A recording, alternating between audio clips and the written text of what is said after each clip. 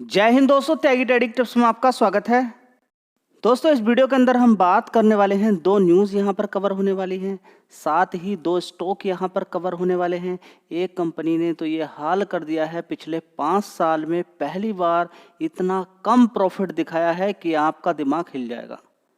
आपका दिमाग हिल जाएगा पूरी तरीके से। बहुत ही सस्ता शेयर है, 100 रुपये से सस्ता शेयर है। लगातार उसके अंदर गिरावट देखने को मिल रही है और इस समय जब रिजल्ट्स खराब आ जाते हैं, एक निवेशक का दिमाग काम करना बंद कर देता है। देखते हैं कंपनी के बारे में जानकारी यहाँ पर निकालेंगे, लेकिन सबसे पहले ग्लोबली किस चीज़ की चर्चा हो रही है? टैरिफ, रशिया यूक्रेन या इजराइल हमास, इतना ज़्यादा नहीं, टैरिफ। और किसने सबसे ज़्यादा किसने परेशान करके रखा है? ट्रंप, अमेरिका ने। अकेले अमेरिका नहीं बोलेंगे, ट्रंप नहीं बोलेंगे, ट्रंप को सलाह देने वाले बहुत सारे लोग होंगे, ठीक है। ट्रंप क्या बोल रहा है? ट्रंप बोल रहा है कि जितनी भी कंपनियां हैं विदेशों के अंदर, यानी कि अमेरिका के लिए तो विदेश हुए ना दूसरे कंट्री, यानी कि अमेरिका को छोड़ के दूसरे देशों के अंदर जितनी भी कंट्रीज हैं, जितनी भी कंपनियां काम कर रही हैं, अगर वो चाहती हैं अमेरिका के अंदर काम करना तो आके काम करें, उन पर कोई टैक्स नहीं लगेगा। अमेरिका वाली भी कंपनी अगर बाहर काम करेगी उन पर टैक्स लगेगा, अमेरिका के अंदर काम करेंगे आके उन पर कोई टैक्स नहीं लगेगा। अब खेल यहाँ पर अजीब प्रकार का हो गया। ग्लोबली सारे जितने कंट्रीज हैं उन पर टैक्स लगा दिया, किसी पे 20%, किसी पे 25%, और इंडिया को तो बोला है कि 25 से 50 कर देंगे हम, 25 से 50 कर देंगे हम, इंडिया को तबाह कर देंगे, हम पाकिस्तान को ऊपर लेकर जाएंगे, हम 24 घंटे में रसिया यूक्रेन का युद्ध खत्म करा देंगे। ऐसा ऐसा ट्रंप बोल रहे हैं। ट्रंप ने जो ये काम किया है, देखिए मुझे नहीं मालूम है कि टैरिफ कितने दिन टिकेगा। मुझे ऐसा लगता है कि ज़्यादा दिन नहीं टिकना चाहिए, क्योंकि हालत ख़राब है। देखिए एक इंसान ऐसा भी कर सकता है कि पूरा, देखिए यूक्रेन को ख़त्म कर दिया जो बाइडन ने, दूसरा आ गया यहाँ पे ट्रंप, अब ये अमेरिका के पीछे ही पड़ गया, ये अमेरिका को ख़त्म करने के लिए तैयार है। देख लीजिए आपके सामने, 71 लार्ज यूएस कंपनीज गो बैंकक्रप्ट, दिवालिया हो गई। इन जुलाई की बात है, ज़्यादा पुरानी बात नहीं है, हाईएस्ट सिंस पैंडेमिक से अगर की अब की बात करें, ठीक है। अब आप कहेंगे कि ये तो जुलाई मंथ की बात है, बस जुलाई में 71 ही यहाँ पर बैंकक्रप्सी के अंदर गई होंगी, नहीं, टोटल मिला के 446 ऐसी कंपनियां हैं जिनका दिवालिया निकाल दिया है ट्रंप ने अपनी पॉलिसीज के अकॉर्डिंग। तो किसका नुकसान हो रहा है भाई? ये तो ट्रंप कह रहा है कि मैं दूसरों को बर्बाद कर दूंगा, इंडिया को तो मैं ऐसा कर दूंगा, इंडिया को वैसा कर दूंगा। इंडिया के पास भेजा सोयाबीन ग्लोबली अगर बात करें सबसे ज़्यादा प्रोड्यूस कहाँ से सबसे ज़्यादा बनती है? ब्राज़ील, जो कि ब्रिक्स का मेंबर है। और अमेरिका, इंडिया के अंदर सोयाबीन आप देखेंगे ये खाने वाले बहुत सारे लोग हैं। सोयाबीन का इस्तेमाल बहुत ज़्यादा किया जाता है पावर को बढ़ाने के लिए, ताकत को बढ़ाने के लिए, जिम करने वाले लोग भी खाते हैं अगर हम नॉर्मली बात करें तो सोयाबीन का कंज्यूम इंडिया के अंदर काफ़ी होता है, तो इम्पोर्ट करता है काफ़ी बड़ी मात्रा में। कहाँ से? अमेरिका से। अब हमने चावल भेजा था वहाँ पर, तो अमेरिका ने बोला कि ये तो चावल घटिया क्वालिटी का है, पैरामीटर पूरे नहीं हो रहे, वापस कर दीजिए। हमने उठा के कहाँ भेज दिया? कहाँ भेज दिया हमने? रूस ले लिया उन्होंने। हमने भेजा आम, घटिया है, इतना बड़ा नुकसान देखने को मिला। अब अमेरिका ने भेजे कुछ लोग, भाई अब देख लीजिए, बातचीत कर लीजिए, देख लीजिए डेयरी प्रोडक्ट पर कुछ बात कर लीजिए। देखिए आपके दिमाग में एक क्वेश्चन बार बार आता होगा कि मोदी जी ऐसा क्या बोल रहे हैं, कि मिल्क के बारे में ऐसा क्या बोल रहे हैं कि दूध हम डेयरी वाले प्रोडक्ट हम इंडिया के अंदर आपके नहीं आने देंगे, खासकर मिल्क नहीं आने देंगे, ऐसा क्यों बोल रहे हैं? आपको तो खुश होना चाहिए कि वहाँ का मिल्क यहाँ पर आ रहा है, तो ठीक है, उसके पीछे राज छोड़िए। और आपके दिमाग में एक क्वेश्चन भी आ रहा होगा कि इंडिया में तो 60-70 रुपए किलो दूध बिकता है और अमेरिका में बिकता है वही दूध, अगर इंडिया के कंपेयर में बात करें, वहाँ के पैसे की बात करें तो $1.5 में मिलेगा, तो लगभग देखें 120-130 रुपए किलो मिलेगा वहाँ पर दूध। वहाँ पर कितने का मिलेगा? 130 रुपए किलो। तो यहाँ पर कितने का बेचेंगे? 150 रुपए किलो। क्या वो दूध बेच पाएंगे यहाँ पर? नहीं, वो बेच नहीं पाएंगे। लेकिन दिक्कत क्या है कि वो दूध बनाने के लिए हम क्या खिलाते हैं? हम क्या खिलाते हैं? भूसा खिलाते हैं। हम क्या खिलाते हैं? चारा खिलाते हैं, घास खिलाते हैं, हरी घास खिलाते हैं ना। जितने भी गाय की बात करें, भैंस की बात करें, उससे वो दूध प्रोड्यूस होता है। तो वो क्या है? वेज में कैलकुलेट होगा। अब उस दूध का इस्तेमाल क्या करते हैं? इतने सारे फेस्टिवल इंडिया के अंदर इस्तेमाल किया जाता है, तो दूध से बने प्रोडक्ट का इस्तेमाल हम करते हैं। अगर हमें जल भी चढ़ाना होता है ठीक है, भगवान पे जल अगर हम चढ़ाते हैं तो दूध का इस्तेमाल करते हैं, लेकिन उसके अंदर किसी तरह की कोई मिलावट नहीं होती है। ठीक है, लेकिन यहाँ पर क्या बात देखने को मिल रही है, अमेरिका बोला कि हमारा नॉन वेज वाला दूध अपने यहाँ पर भेजिए आप। मतलब समझ रहे हैं नॉन वेज का मतलब क्या है, कि चारे घास की जगह वो क्या खिला रहे हैं, नॉन वेज खिला रहे हैं, मीट खिला रहे हैं, बोन्स खिला रहे हैं। किसको किसको खिला रहे हैं? पशु को, एनिमल्स को। तो वो दूध जो है वो इंडिया के अंदर आके उसको लोग किस तरीके से देखेंगे, और वो पहले से ही दिमाग खराब करने वाली बात हो गई है। समझ में बात आ गई है? एक नॉन वेज खाने वाला अगर कोई इंसान है, क्या उसको हम पूजा करने से मतलब नहीं है। आप समझिए कि क्या वो मंदिर का पुजारी बन सकता है? नहीं ना। अगर देखा जाए तो उसको मना कर दिया जाएगा, नहीं भाई हटिए, दूर हटिए।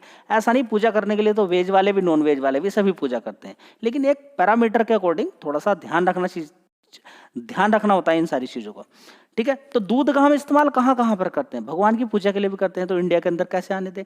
इंडिया के अंदर आ भी गया, ठीक है, लोग इस्तेमाल करना भी शुरू कर दिया, लेना भी शुरू कर दिया है। तो सबसे बड़ी दिक्कत क्या है? एग्रीकल्चर। इंडिया का 75% लोग एग्रीकल्चर पे, और जब एग्रीकल्चर करते हैं तो वो पशुपालन भी करते हैं, जब पशुपालन करते हैं तो दूध की बिक्री भी करते हैं। तो बहुत सारे लोग डिपेंडेंट हैं दूध पर।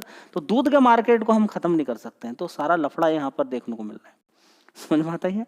तो उसको समझना चाहिए, वो समझने के लिए तैयार नहीं है। बस वो उनको पॉइंट चाहिए किसी ना किसी चीज़ का। ठीक है, तो सारा केस समझ में आ गया। एक तो दूध वाला की क्या, ये वाली बात है। दूसरा बात, यहाँ पर जो टैरिफ की बात चल रही है, यहाँ पर अब अमेरिका का भी नुकसान होना शुरू हो गया। यहाँ पर अमेरिका का नुकसान क्यों होना शुरू हो गया? दोस्तों, हर कंट्री पर जब लगा दिया जाएगा, टैरिफ लगा दिया जाएगा, तो ये बात तो उनको भी समझ में आती है जिनकी बड़ी बड़ी कंपनी चल रही है। उनको भी गुस्सा आता है अपने देश से, उनको भी प्यार है। कहते हैं कोई बात नहीं, हम दूसरे कंट्री से कर लेंगे, लेकिन आपका इंपोर्ट हम करेंगे नहीं। चलिए, आपका इंपोर्ट हम करते ही नहीं है। उन्होंने इंपोर्ट करना बंद कर दिया, और सारी कंट्री के साथ ऐसा ही हो गया। तो क्या हो गया यहाँ पर देख लीजिए, आपके सामने है सारी चीज़ें, कि जुलाई के अंदर हाईएस्ट मंथली लेवल 2020 की अगर बात करें, नंबर ऑफ, यहाँ पर देखें, private companies filing for bankruptcy 66। ठीक है, जून के अंदर, जुलाई में 71, जो कि बढ़ गया। पूरे साल की अगर बात करें, लास्ट 7 मंथ की, 2025 के 7 मंथ की अगर बात करते हैं, 7 मंथ की अगर बात करते हैं, तो यहाँ पर देखेंगे जनवरी से लेकर अब तक की बात करते हैं, तो 446 कंपनियां बैंक्रप्सी के अंदर चली गई हैं। तो भाई ये किसको बर्बाद कर रहा है? पागल इंसान। ये पागल इंसान ट्रंप, जिसका दिमाग घूम रहा है, जिसको समझ ही नहीं आ रहा है, ये किसको पागल बना रहा है? ये तो अपने देश को ही बर्बाद कर रहा है। समझ में आता रही है?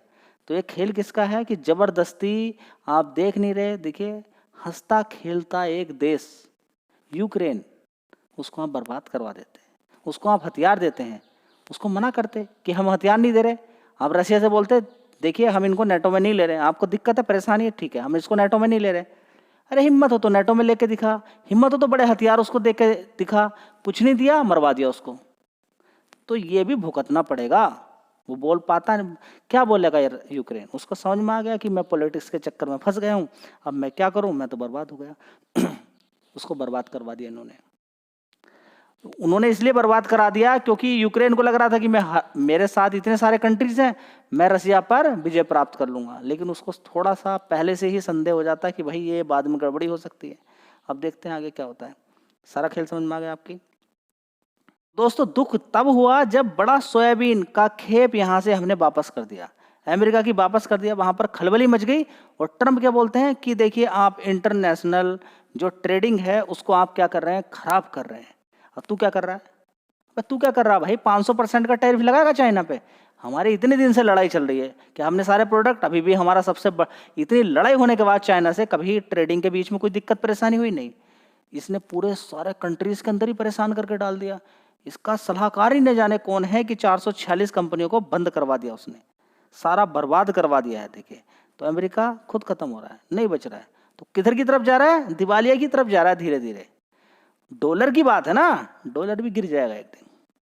जिस दिन लोगों ने अपनी करेंसी में कारोबार करना शुरू कर दिया, जैसे कि चाइना से इंडिया का बड़ा कारोबार होता है, रशिया से, इन चारों ने अपनी करेंसी के अंदर काम करना शुरू कर दिया, आपस में लेन देन करना शुरू कर दिया, डॉलर की तो वैल्यू अपना भी गिरती हुई नजर आएगी। चलिए, तो शेयर का नाम है इजी ट्रिप प्लानर।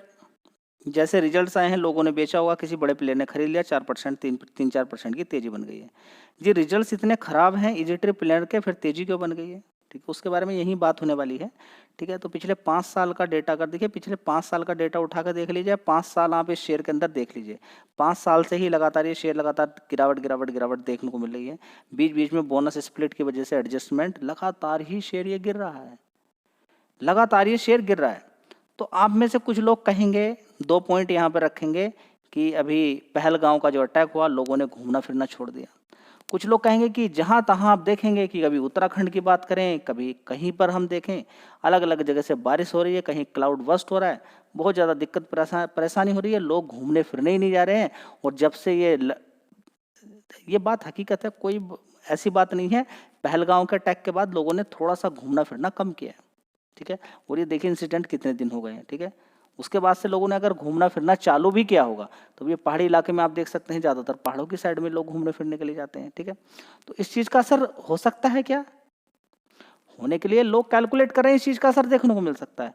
लेकिन क्या हमेशा से ही हो रहा है? क्या ये तो लगातार ही शेयर नीचे की साइड में गिर रहा है। पहलगांव से पहले भी गिर रहा था शेयर ये। ठीक है, तो लगातार शेयर के अंदर ड्रॉप ड्रॉप ड्रॉप देखने को मिल रहा है। ठीक है, तो उसके पीछे के कारण ये भी देखिए, प्रॉफिट के अंदर जो गिरावट है उसके बारे में अलग हम यहाँ पर बात करेंगे।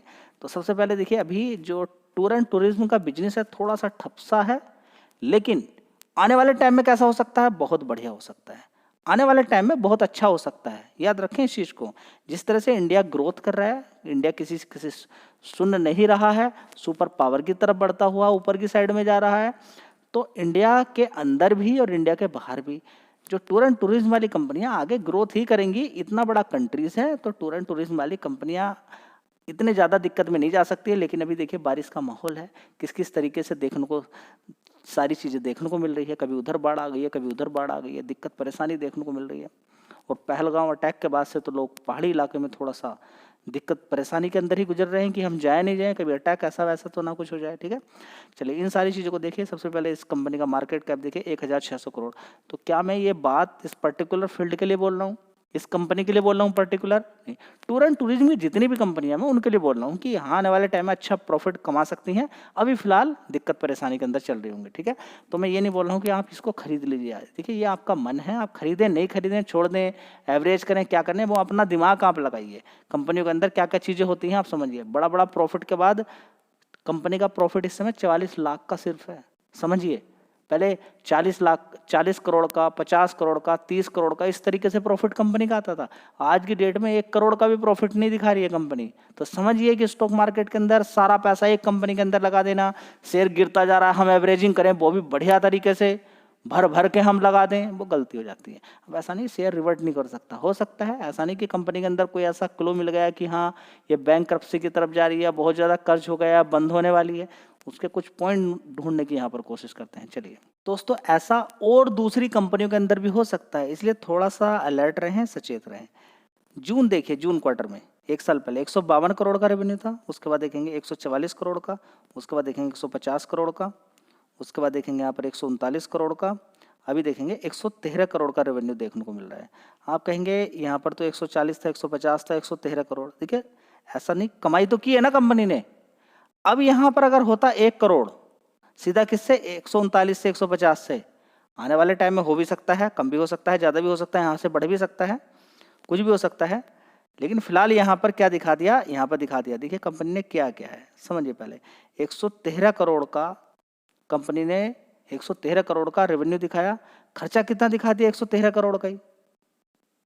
क्या बचेगा फिर मेरे भाई? 1 लाख रुपए आपकी सैलरी है, 1 लाख का आपने खर्चा दिखा दिया। घर वाले पूछ रहे हैं भाई तेरी सैलरी तो 1 लाख रुपए है, शॉपिंग करनी है घर वालों को, कुछ सामान खरीदना, दे दे। आपने कहा नहीं सारे खर्च हो गए। अब कमाल की बात यह है कि वो खर्च कहाँ हुए हैं? दारू पीने में, गांजा पीने में, सही कंपनी के काम में हुए होंगे ना। अभी सुनने में आया कि हाँ कंपनी 3 कंपनियों में एक्विजिशन किया है, कंपनी ने इन्वेस्टमेंट कर रही है। ठीक है, वो जून के बाद किया, जून से पहले किया है, वो समझने वाली बात है। एक्विजिशन कर रही है, उसमें खर्चा भी होता है। ठीक है, ऑपरेटिंग प्रॉफिट देखिए 32 लाख का हो गया यहाँ पे सीधा। तो रिजल्ट तो तभी यहाँ पर देखिए, ऐसा नहीं है 113 करोड़ हुआ है ना, अब आगे सारी बात खत्म हो जाती है। अब आगे हम क्या देखेंगे, कुछ नहीं। 113 करोड़ कंपनी ने कमाई की, 113 करोड़ का खर्चा कर दिया, अब आगे क्या रिसर्च करें, अब आगे क्या देखना भाई? बताइए ना, सारा खेल तो यही खत्म हो जाता ना। लेकिन बात यह है कि क्या दिमाग में ये सोच ले हम कि ये बेकार कंपनी हो गई यहाँ पर 113 करोड़। देखिए बेकार तो यहाँ पर प्रूफ होता है कि इस कंपनी का प्रॉफिट लगातार गिरता जा रहा है। ठीक है, पहले भी गिरा था 87 करोड़ से, देखेंगे जून 2022 में बढ़ गया था। ठीक है, उसके बाद देखिए फिर घटा फिर बढ़ा, कभी कभी घटता है कभी कभी बढ़ता है। 124 से 160 करोड़ तक पहुंचे, 164 से फिर 152। अब यहाँ पर देखिए सितंबर क्वार्टर में देखिए 144 करोड़ का रेवेन्यू था, बढ़कर 150 का भी हुआ है, 150 करोड़ का। अभी 150 करोड़ से 139 हो गया, फिर गिर के 113 करोड़ ही रह गया। समझ बात है। ठीक है, तो पहले ऐसा नहीं कि प्रॉफिट अच्छा नहीं होता था। देखिए आप ही के सामने है कि 140 40 50 50 करोड़ में कंपनी प्रॉफिट दिखाती थी, 25 30 करोड़ का प्रॉफिट दिखा देती थी। ठीक है, पिछले क्वार्टर में भी देखेंगे 13 करोड़ का प्रॉफिट दिखाया, उससे पहले 34 करोड़ का प्रॉफिट दिखाया था, उससे पहले 26 33 करोड़ का। अब तो बिल्कुल हद पार हो गई है, 44 लाख पे कंपनी आ गई है। बस नुकसान तो बच गया थोड़ा सा होते होते। ठीक है, नुकसान भी पोस्ट करती थी कंपनी ने, नुकसान पोस्ट नहीं किया, बस दया कर ली निवेशकों पे। ठीक है, तो क्या कर्ज बहुत है इस कंपनी पे? देखिए कर्ज कोई खास नहीं है कंपनी पे, लेकिन कमाई तो नहीं हो रही ना इसमें। ठीक है, 366 करोड़ का रिजर्व्स, कर्ज सिर्फ 38 करोड़ का है। कितना? 38 करोड़ का। टोटल एसेट्स कंपनी के बढ़ते जा रहे हैं, घटे नहीं है। देखिए ये सबसे बढ़िया पॉजिटिव चीज है। एसेट्स कितने के हैं कंपनी के पास? 1154 करोड़ के, 1154 करोड़ के टोटल एसेट्स हैं कंपनी के पास। वो कर्ज कितना है सिर्फ कंपनी के पास? 38 करोड़ का। तो क्या एकदम से हम बेकार कंपनी मान लें इसको? ठीक है, आगे देखते हैं। फिलहाल तो देखिए FIDIs भी परेशानी हो रहे हैं यहाँ पर। ठीक है, तो प्रोमोटर्स ने भी अपनी हिस्सेदारी यहाँ पर बेचने की कोशिश करी थी, फिर बोला कि नहीं अभी नहीं, हम नहीं बेच रहे अभी। तो FIs देखिए 3.74 थे, कितना रह गए? 2.59। और DIs भी 3% से 2.47% रह गए। कहाँ तक निवेशकों का DIs के पास पैसा होता है, बड़े बड़े जो छोटे रिटेल निवेशक होते हैं उनका, वो कब तक इसके अंदर इंतजार करें? सबसे बड़ी दिक्कत वाली बात है। तो अब आगे क्या होगा वो तो कंपनी ही बताएगी आगे क्या होने वाला है, कि यहाँ पर रेवेन्यू आगे बढ़ेगा या घटेगा। देखिए कंपनी के पास है इसका जवाब, कोई और दे नहीं सकता है। अब कंपनी बोले कि इतना सारा खर्चा क्यों कर दिया कंपनी ने, सही डायरेक्शन में किया है गलत डायरेक्शन में किया है? कंपनी ने एम्प्लॉय की सैलरी भी बढ़ा के आगे बहुत ज़्यादा बढ़ा दी है। ठीक है, तो अभी कंपनी ही यहाँ पर बता पाएगी कि कंपनी आगे क्या करेगी, किस तरह का स्टेप है। क्योंकि हम एक अनुमान ही लगा सकते हैं कि अभी तक खराब रिजल्ट्स आ रहे हैं, तो आगे आने वाले टाइम में बड़ा शेयर गिरा है, कंपनी आगे परफॉर्मेंस दिखाएगी तो आगे कुछ अच्छा हो सकता है। परफॉर्मेंस नहीं दिखाएगी तो जैसे रिजल्ट दिखा रही वैसे दिखाएगी तो दिक्कत परेशानी हो जाएगी, तो शेयर यहाँ से गिर भी सकता है। परफॉर्मेंस अच्छी दिखाई तो आगे बढ़ भी सकता है। अब आगे देखते हैं। होगी आइनॉक्स विंड लिमिटेड। इस शेयर की अगर बात करते हैं, पिछले क्वार्टर्स में तो काफ़ी अच्छी परफॉर्मेंस दिखाई थी, जब से शेयर लगातार गिर रहा है।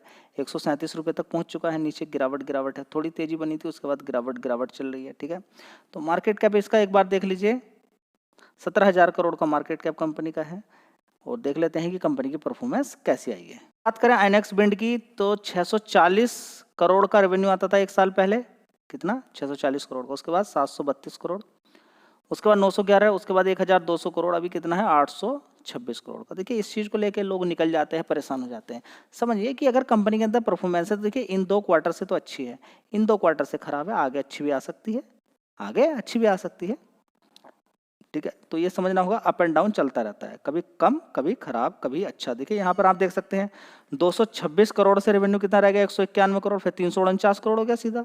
ठीक है, तो ऊपर नीचे चलता रहता है, बस कंपनी अपना काम ढंग से करे। चलिए, तो ऑपरेटिंग प्रॉफिट भी अगर देखते हैं तो 184 करोड़ का है, जो कि पहले कितना था? 254, उससे पहले 200 करोड़। तो 200 करोड़ की रेंज के अंदर अगर ये आता तो अच्छा था, लेकिन फिर भी ऐसा नहीं कि हम निकाल के इसको भगा देंगे, खराब कंपनी होगी नहीं। पिछले 2 क्वार्टर, शुरू के 2 क्वार्टर से 5 क्वार्टर की अगर कंपेयर करें तो शुरू के 2 क्वार्टर से अच्छे ही रिजल्ट्स हैं। चलिए अब देख लेते हैं कंपनी का नेट प्रॉफिट। यहाँ पर देख लीजिए एक बार, क्या कितना है? 97 करोड़ का। कितना? 97। पिछले क्वार्टर से कम है, उससे पहले 110 करोड़ था, उससे पहले 90 करोड़, उससे पहले 42 करोड़। ठीक है, तो ओवरऑल मिला के देखेंगे फ्लैट रिजल्ट्स बोल सकते हैं, या इन 2 क्वार्टर से थोड़ा सा अच्छा बोल सकते हैं। तो रिजल्ट्स देखिए, रिन्यूएबल एनर्जी के अंदर कंपनी काम करती है, बिजनेस बढ़िया है। आगे आने वाले टाइम में देखते हैं कि कंपनी ये कंटिन्यू रखती है, सुजलो एनर्जी की तरह बढ़ाती जाती है अपने आप को आगे, या फिर गिराती है या नहीं गिराती है। वीडियो अच्छी लगी लाइक शेयर कर दीजिएगा। धन्यवाद।